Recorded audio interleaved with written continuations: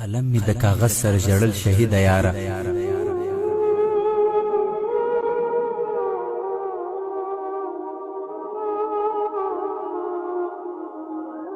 قلم می د کاغذ سره ژړل شهیده یاره چې ستا غمجن داستان می پرې لیکل شهیده یاره سلګو ما اخیستې اوښکې تلې مې تر چشمانو سلګو ما اخیستې اوښکې تلې مې تر چشمانو چې تلې رخصتې دي تا به خندل شهیده یاره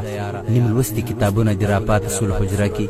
نیم لوستي کتابونه دې راپاته سول حجره کې جدا سو په ارمان د ګلاب ګل شهیده یاره نرګس ریحان غاټول نه هم ښایسته ولې جانانه